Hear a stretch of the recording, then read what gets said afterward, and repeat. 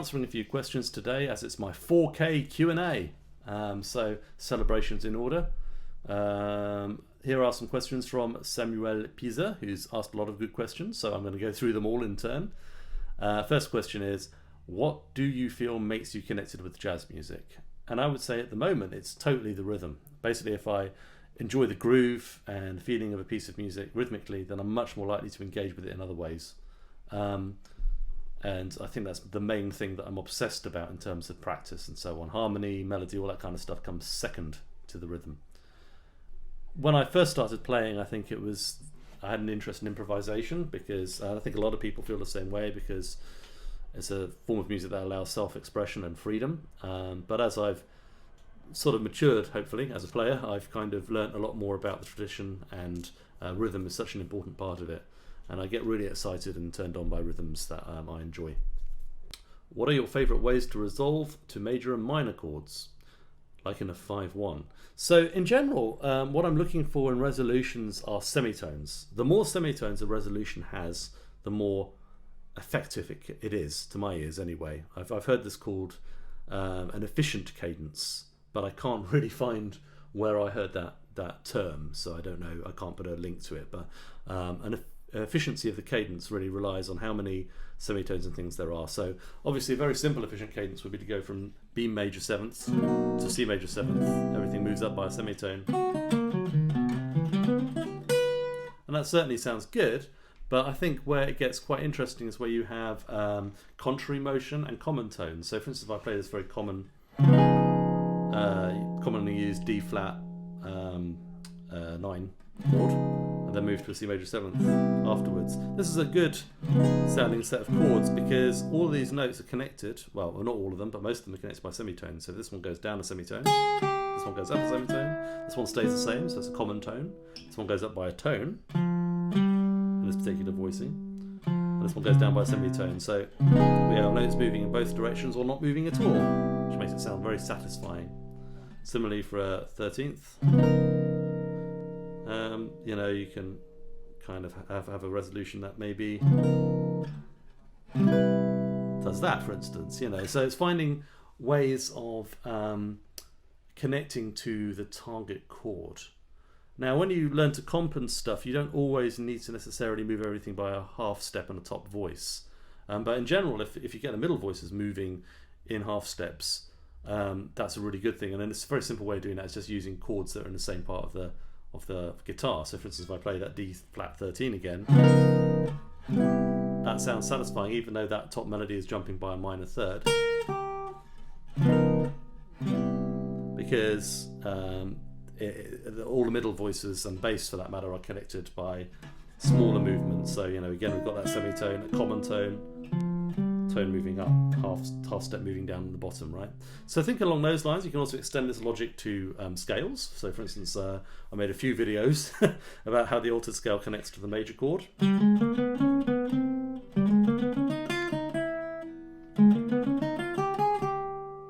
this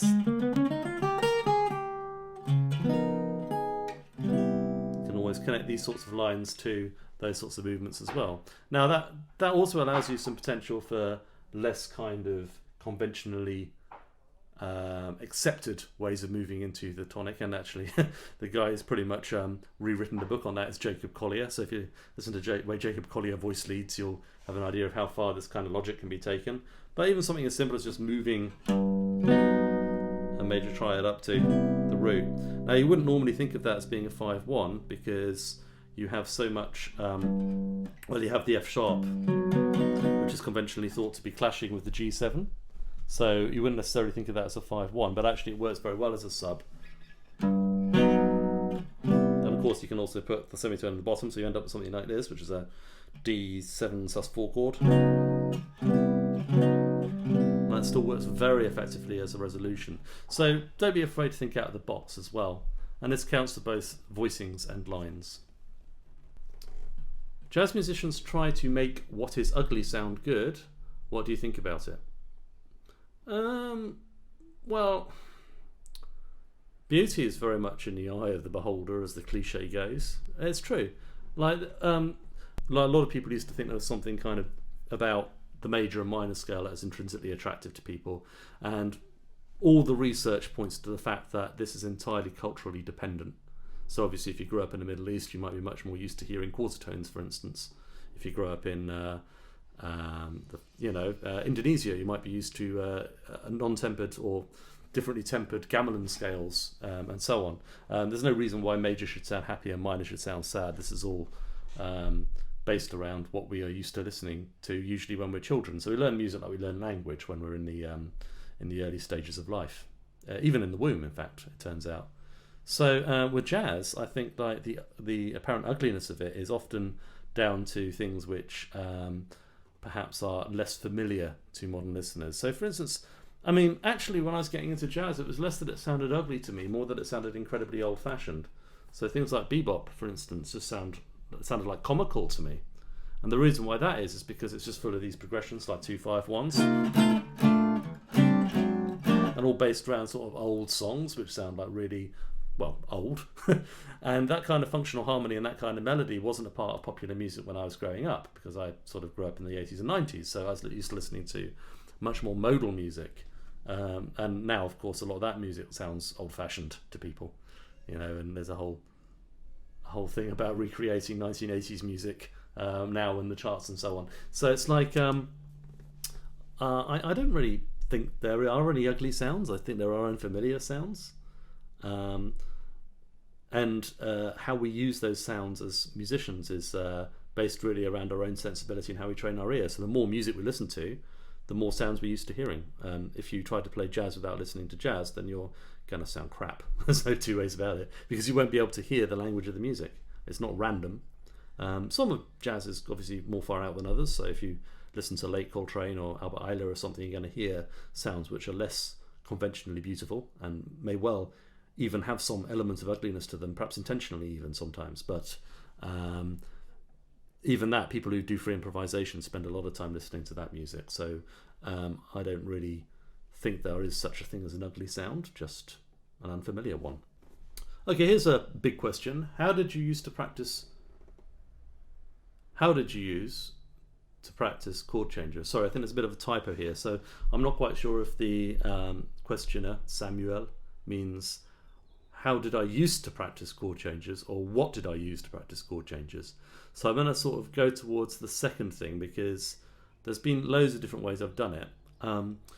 Very simply, every jazz guitarist, or every guitarist, doesn't have anything to do with jazz, should spend time learning to articulate the chords on their instrument. So for instance, if we have the chord G major, 7th, you should learn where those notes are.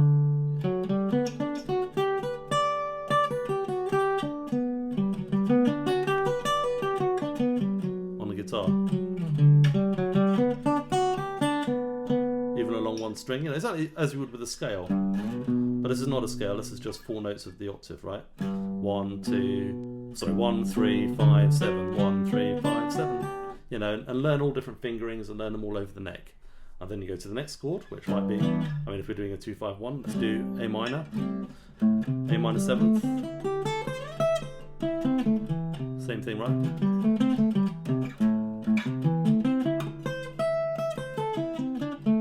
So you learn those notes. I'm sort of playing a little bit of the A minor pentatonic there as well. And then D7. Well, D7 sounds kind of boring on its own, so let's use an A flat 7. And you can see how you can make those semitone connections I was talking about earlier. So that's basic, that's really important. Actual jazz lines aren't consisting of arpeggios and scales anyway. They're actually more complicated than that. But that gives you a lot of reference points, so you always know where the chord tones are.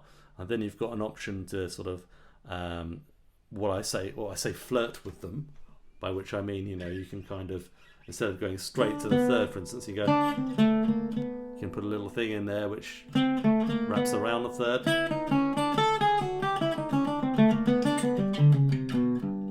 Which is a kind of thing that's been around in Western music since the 18th century. You can listen to Mozart, people do that. But it's just kind of how to bring out a little bit more kind of tension and release into your chord tone playing, and then you can work on scales and everything else, and you can start like transcribing as soon as you can and working on language. But I think in order to practice the chord changes, you have to know where the chord changes are. So do that for every standard you can think of. It's going to take a while at first if you're used to playing scales, but eventually you will get that together. And then when you've got that together, you can move into other areas. This is another really good question. Incredible time machine, but with poor note choices and not so great technique. Or, alternatively, super note choices and good technique with bad tempo. Always the first. Here's the thing. I've never been told off for playing bad note choices, but I have been told off for being out of time. So what does that tell you? That's the aesthetic of this particular kind of music. It's based, originally grounded in dance music and West African rhythms that were taken over into the United States, and that's the basis of the music. If you miss that, then you're not playing jazz, in my opinion. Now, I'm fully aware that I'm not necessarily the best person at that, but I think that is a fundamental thing that I'm always working on, and I can always tell players who work on it and players who don't. And there's only really two kinds: players who don't work on their time and they have generally rubbish time, and players who do work on their time who have better time. Okay? And don't believe anybody who says that timing is purely intuitive and you shouldn't work on it, because they're usually people with bad time. Poor note choices. Well, I mean, you could play like chord tones and blues scales, but if you had great time, it would sound a lot better than if you were playing interesting note choices with bad tempo. Because in jazz, it doesn't make any sense to play anything with bad time, because the rhythm and the notes are interlinked. If you play any note of the scale, any note of the chromatic scale, even like something like an F sharp up to a a G7, and then resolve it to some crazy note on C major. If you do it in the right way, if you do it with the right groove, and you understand how to resolve, then it's going to sound great. And if you play all of the right notes out of the chord scales and you don't have any time, it's going to sound like, well, somebody trying jazz for the first time on a jazz weekend, and that has its value because it's your first steps, but it's certainly not the music is. So I think like all good jazz musicians have good time, and some of them have more complicated note choices than others. That'd be my answer to that question. Anyway, thanks for those questions, Samuel. Really good ones. So this one is for Zvonko. I'm not going to try and say his surname because it won't work in my mouth. I'll splash up on the screen. So Zvonko is his first name, and he asks the question: how do we use altered scales on non-transitional chords and make a meaningful melody? For instance, second bar Donnelly, we can use some sort of altered arpeggio to move to B flat 7, but once we're on that B flat 7, which lasts for 2 bars, is there a way to make a linear melody and not just play arpeggios? So this to me is two separate questions. So Zvonko is making a distinction between sort of dominant chords that just sit there that you might want to explore in some way, such as that B flat 7 chord that lasts for 2 bars, and quickly moving transitional chords such as the 6th chord F7, usually flat 9 in the previous bar. Okay, and I think transitional chords can last up to a bar, but when you have a chord that sits around for 2 bars or so, you usually want to explore it a bit more. A really good example is in the middle 8 of rhythm changes, especially like Moose the Mooch. Charlie Parker explores the sound of the chords a bit more than he would in the A section when they're just moving very quickly, if that makes any sense.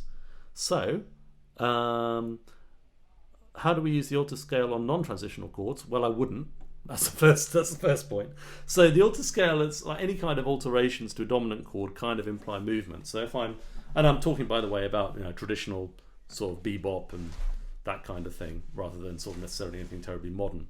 But I would say actually it also counts as modern jazz in the sense that altered scales are like rarely used as a kind of standalone sound. There's several problems with the altered scale theoretically. I mean, for instance, it's not the way that we normally use it is not actually how it is as a mode of the melodic minor. It's kind of the odd one out.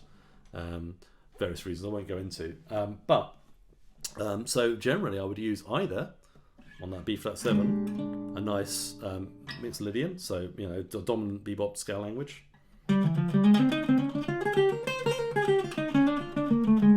That kind of sound, right? Very traditional. Or you could use the important minor, so F minor. So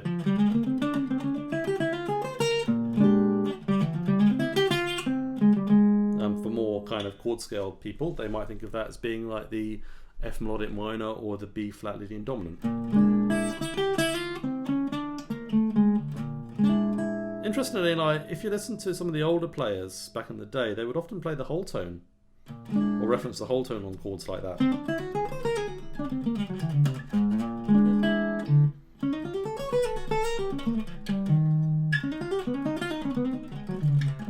So I'm not playing at all well today, but I suggest having a listen to what people do. But on the whole, I'd just probably choose something quite vanilla on that chord. And then we get this altered.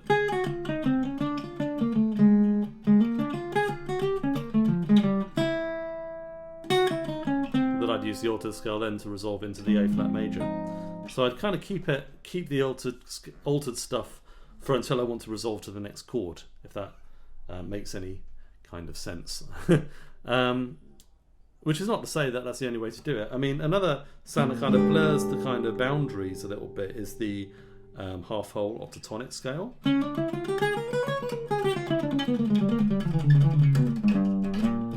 You often hear John Coltrane using it in that capacity, for instance, or McCoy Tyner. That's a little bit of a more modern sound, so you might think of that B flat 7 as being a B flat 13, flat 9. So you might go.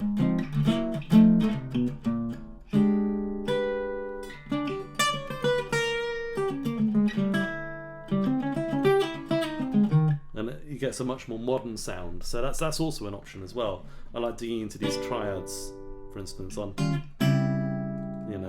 that kind of chord. So you might want to experiment with that as well for a more modern tonality.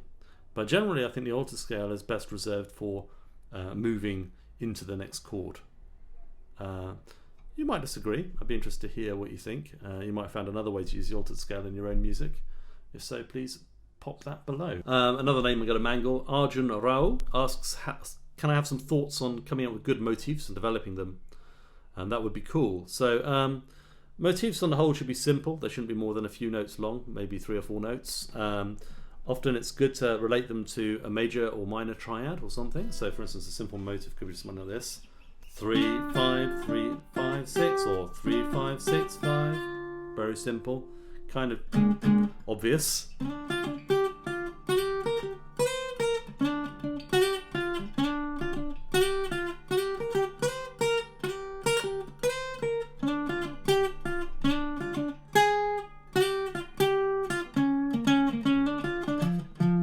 So there I'm just using it through a 12-bar blues, and I've done a couple of things. So for instance, I changed the motif from going,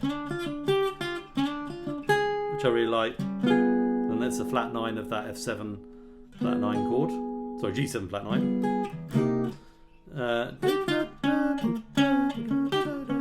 And I've turned it from major to minor to get a real bluesy, old school kind of sound to it. So I mean, I would experiment with moving those little motifs around in terms of the prevailing harmony and see if you can hang on to it. For instance, I could just, rather than moving the motif up to the E flat 7, I could just keep it in that position but move that D down to a D flat so it follows the chord.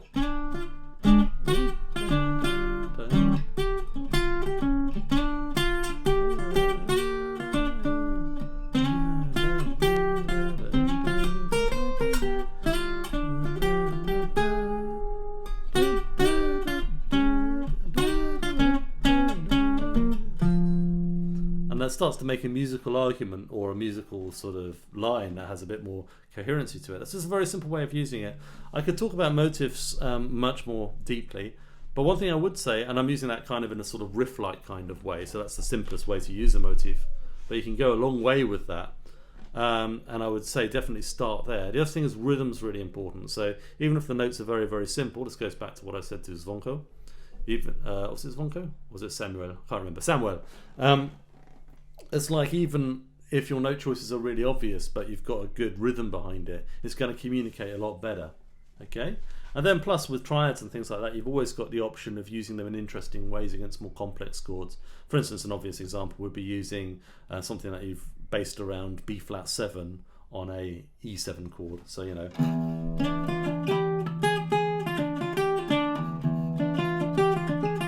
Which gives you the altered dominant there, right, sir?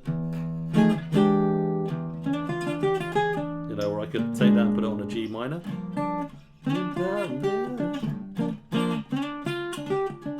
Sounds like a G minor blues thing then. So there's different contexts you can put the same triads in and I'd look for that as well. You can do all sorts of things. If your little bits of musical information are simple, then they lend themselves to being used in a lot of different ways. Much like words, simple words could be used in different ways. Anyway, that's all I got time for today. Thanks very much for your questions, and I'll see you at 5K.